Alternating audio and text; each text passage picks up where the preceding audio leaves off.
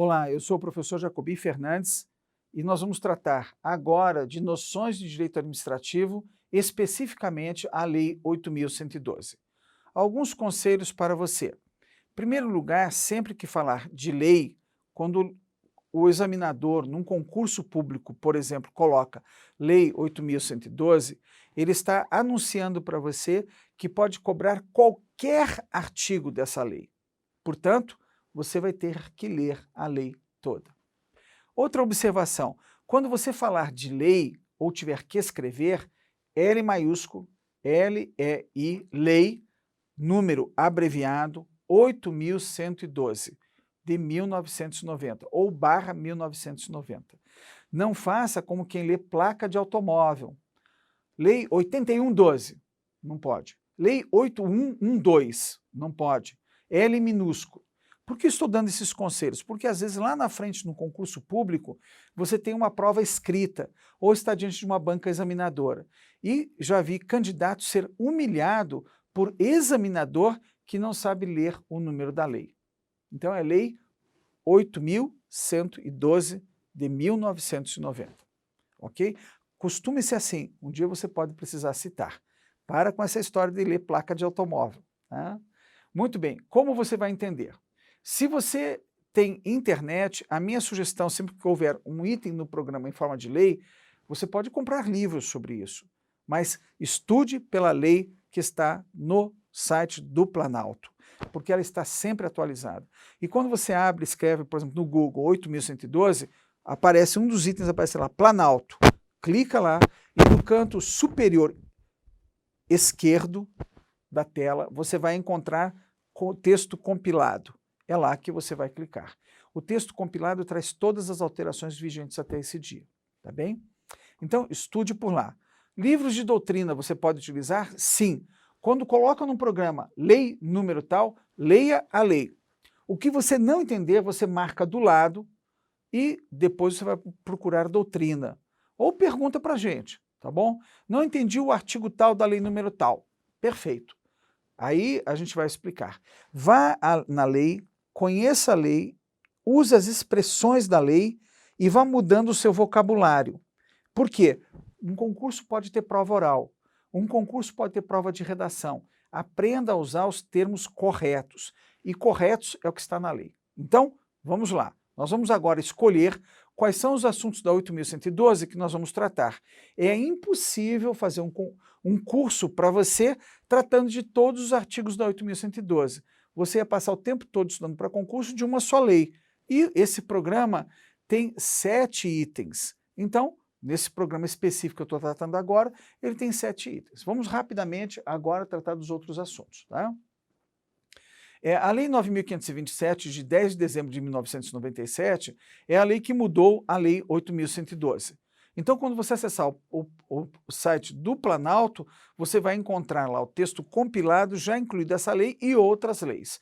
Como é uma lei mais citada, é mais fácil você estudar bem as alterações feitas pela Lei 9.527.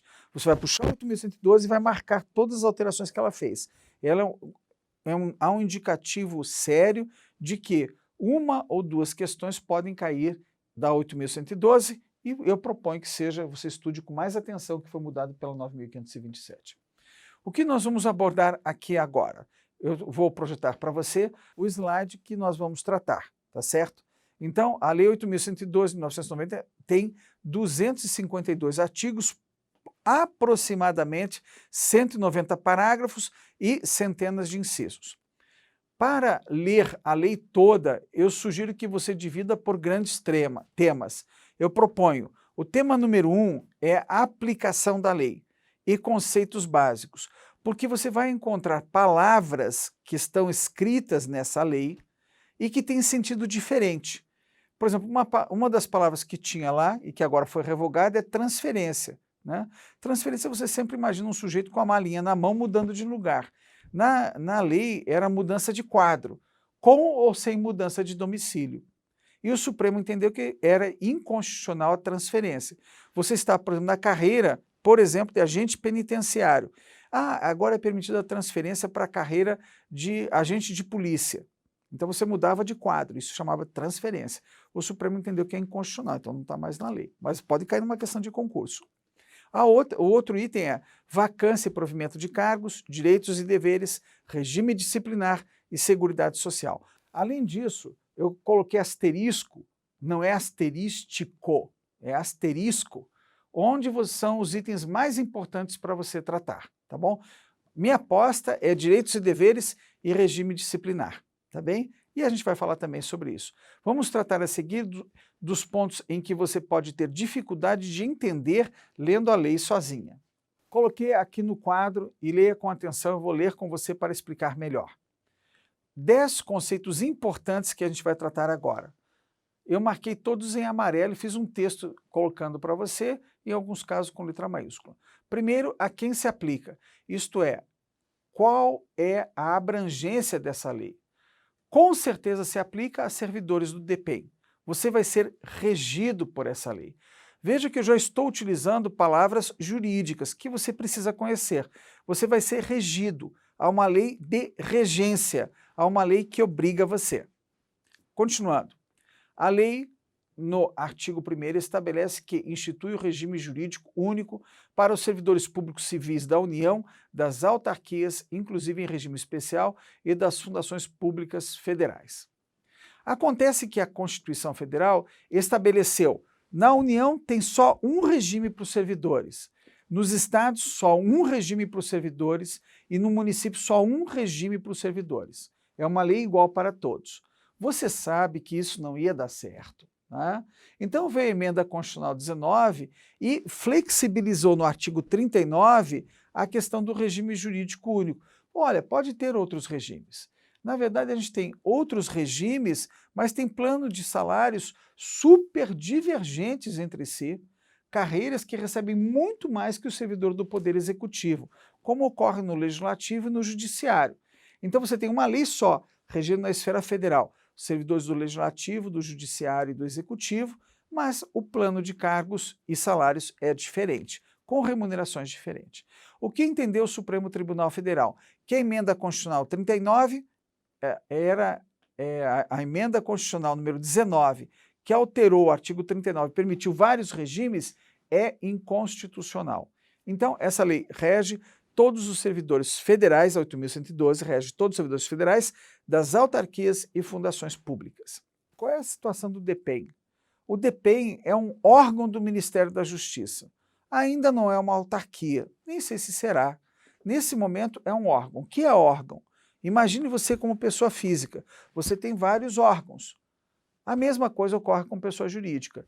Eles têm vários órgãos. Qual é a questão? É que uma autarquia pode falar por si própria e o órgão não pode falar por si próprio.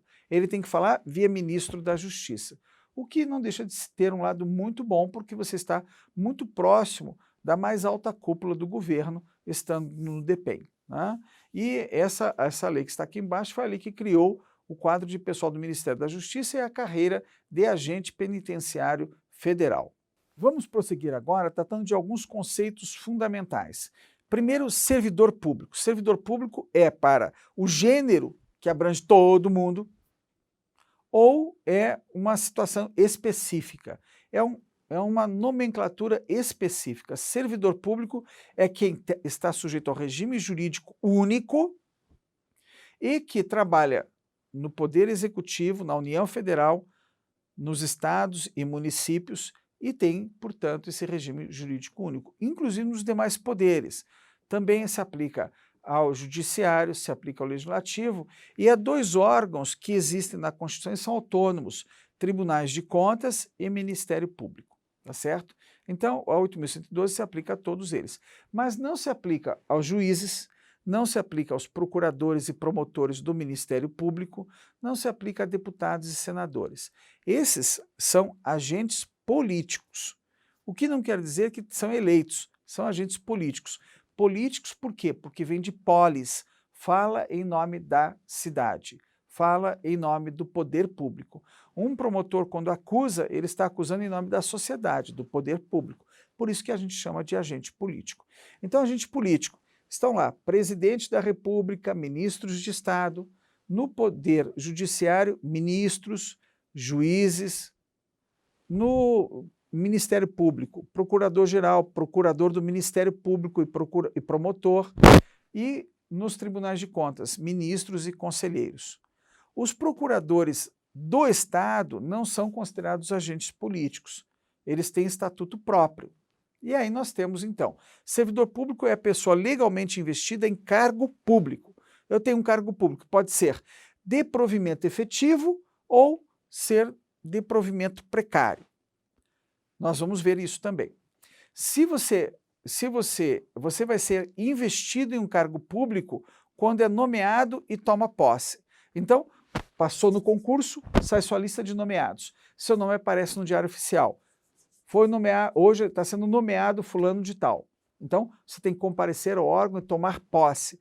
O que é tomar posse? O nomeado vai até o órgão e tem o termo de posse. Como o nome diz, ele toma posse do cargo. É uma nomenclatura antiga que prevalece até hoje. Você toma posse do cargo, o cargo passa a ser seu, tá certo? Mas você, nomeado e empossado, você está investido no cargo público. Já tem os direitos? Não tem os direitos. Você precisa começar a trabalhar, entrar em exercício. Certa vez eu tomei posse num cargo na véspera de feriado, na última hora de expediente do órgão. Era uma terça-feira, dia 1º de maio, era quarta-feira. O que aconteceu? O gestor, muito experiente, falou: caramba, se aconteceu alguma coisa com você, você está nomeado e tomou posse, mas não entrou em exercício. Se você morrer agora, no feriado, sua família não vai ter direito a nada. Ok? Então, o que foi que ele fez? Ele foi lá e pegou alguns processos, colocou na minha mesa e falou: dê carga nesse processo. E eu coloquei na última folha: recebi hoje, dia tal, dia 30 de abril. Tá? Recebi dia 30. Escrevi lá em 16 processos que tinha recebido naquele dia. Isso provava que eu entrei em exercício. E a partir dali, eu era servidor público. Estava garantido já com a seguridade social do servidor público. O que é cargo público? Cargo público é um conjunto de atribuições e responsabilidades que a lei situa. Por exemplo, agente penitenciário. Ele está previsto em lei e tem um conjunto de atribuições, o que ele pode fazer e a responsabilidade por aquelas atividades. Portanto, cargo público. Os cargos podem ser de provimento efetivo. O que quer dizer efetivo? Também chamado de cargo permanente. Você faz concurso público. E esse cargo pode estar numa carreira ou ser isolado. Então, quando eu tenho lá agente penitenciário 1, 2 e 3, ele está em carreira. Ou ele pode ser um cargo isolado, como acontece com o cargo de médico. É um cargo isolado. Você não tem acesso a outros cargos a não ser por concurso público. Mas você tem acréscimo na carreira, sim, mediante promoção. Pois muito bem. Além do cargo permanente, existe o cargo de confiança, também chamado cargo de provimento precário ou cargo de ocupação provisória. Às vezes o cargo de ocupação provisória ou precário fica mais tempo no serviço público do que você. É fato, depende do elemento confiança. Eles são demissíveis ad nutum. A-D, espaço, N-U-T-U-M. Ad nutum, quer dizer, bastando a vontade do superior hierárquico, ele é dispensado. Esse cargo de confiança pode ser ocupado, pode ser cargo de livre nomeação, ou pode ser um cargo que só pode ser ocupado por servidor concursado, tá certo? Isso depende do que a lei definir, tá certo? Eu queria também lembrar que o prazo para você tomar posse é de 30 dias. E está agora no slide que eu vou ler para você. O que é cargo público? É o conjunto de atribuições e responsabilidades previstas na estrutura organizacional que devem ser cometidas a um servidor. Essas atribuições você encontra no plano de cargos, aprovado por lei, onde está o título do seu cargo e o que faz, são as atribuições. Quando tomar posse no cargo, após a aprovação no concurso, a administração deve entregar a você as atribuições por escrito do cargo. Veja artigo 13 da Lei 8.112. O prazo para tomar posse é de 30 dias após a publicação da nomeação. Veja artigo 13, parágrafo 1º. Agora, olha só, nós vamos tratar de um tema que cai muito em concurso público. É desvio de função. O que é desvio de função? Ora, se você recebe um conjunto de atribuições que você vai ter que executar, você vai executar aquelas atribuições. Mas pode o chefe ou a própria organização dizer assim, olha, como você tem conhecimentos de informática, você vai atuar aqui no nosso órgão na área de informática. Pode ser? Está compatível? Analise. Você pode até ser desviado de função para um cargo superior. Olha, como nós aqui não temos ainda advogado no quadro, não passou no concurso, você vai aprovar os editais, vai decidir recurso. Você pode ser desviado para cima ou, olha, hoje o faxineiro faltou, vamos varrer a sala aí, ou para baixo. Ambas as formas são ilegais. Agora, há muita gente que quando pede para fazer trabalho inferior, se ocasionalmente, é lógico que você não vai criar problema, está sujo lá, a empresa de conservação e limpeza não está hoje, pessoal, cada um vai limpar a sua sala. Tudo bem, amigo, vamos colaborar. Agora, quando é para cima, normalmente o servidor gosta de ser desviado de função, porque ele costuma aprender muito mais dos cargos de nível superior e sonha, errado, que um dia vai ocupar esse cargo porque está desviado de função. Isso aconteceu antes da Constituição de 88.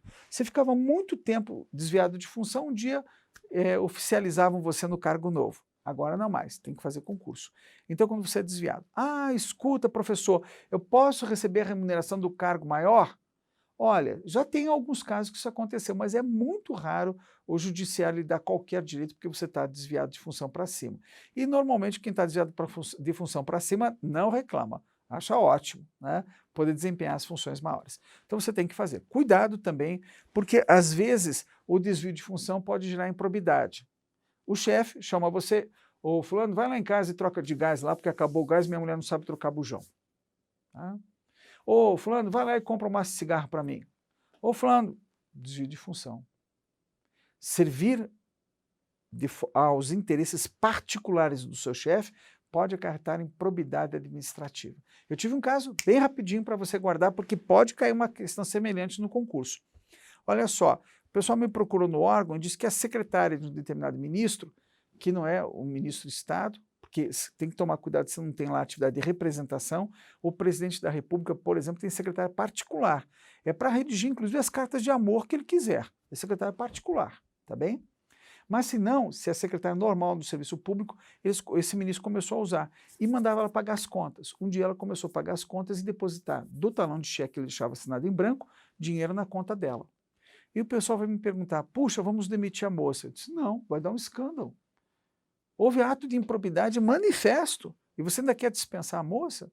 Resolva isso primeiro, você dispensa a moça e eles queriam instaurar tomada de contas especial. Desculpa, eles queriam instaurar tomada de contas especial. Eu falei, não cabe tomada de conta especial, porque você não está protegendo o erário. Tomada de conta especial é para proteger o erário. Isso é a favor particular. Dispensa a moça, conversa com ela, vê se ela vai pagar esse valor que ela desviou lá dos cofres do chefe dela, tá bem? Ali não cabia nem tomada de conta especial, nem sindicância, porque ela estava desviada de função. Quem cometeu o grande erro foi o ministro, que fez com que a sua secretária prestasse serviço particular. Mas olha aí, não estou querendo ser xerife do mundo, estou ensinando você a pensar. E pensar em questões que podem cair na prova. Pois muito bem, como regra, os cargos públicos são acessíveis a todos os brasileiros e são criados por lei com denominação própria e vencimento pago pelos cofres públicos. Essa é a melhor interpretação de cargo público, não é? Eles são de provimento efetivo ou provisório. Há uma questão na lei 8.112 que você tem que ficar atento. É proibido o trabalho gratuito, né, salvo os casos previstos em lei. Então não pode amanhã você estar trabalhando, chegou um sujeito lá cheio de amor para dar, olha, eu vim aqui ajudar vocês. Não pode, é proibido o trabalho sem remuneração, exceto os casos previstos em lei. E uma lei importantíssima é a Lei 9.000, que eu vou ler para você agora na tela, é a Lei 9.608, que trata do trabalho voluntário. Vou ler um pedacinho para você. No Brasil, é proibida a prestação de serviços gratuitos, salvo os casos previstos em lei. Mas, depois da Lei 8.112, foi aprovada a Lei 9.608, de 18 de fevereiro de 1998, que permite o serviço voluntário.